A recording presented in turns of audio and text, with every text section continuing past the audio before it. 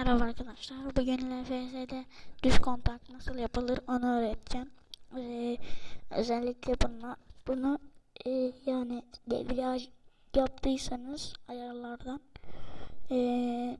debriyaj olduysa yani öyle yapabilirsiniz. Hani debriyaja basarak yapılır ya, çalıştırılır.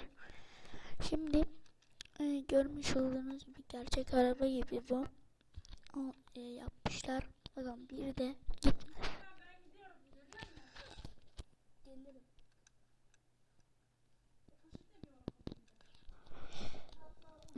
Evet, bir de olduğu zaman araba gitmez. Debriyaja bastığımız zaman hemen araba gidiyor ve boşaldı, gidiyor. Ben buraya basıp çalıştırıyorum.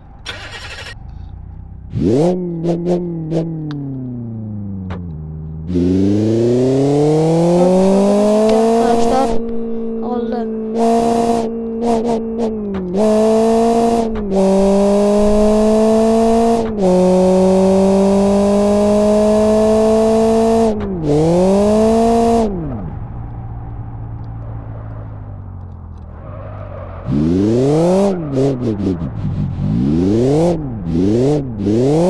Motoru yaktım. Özür dilerim. Herkese günler diyorum.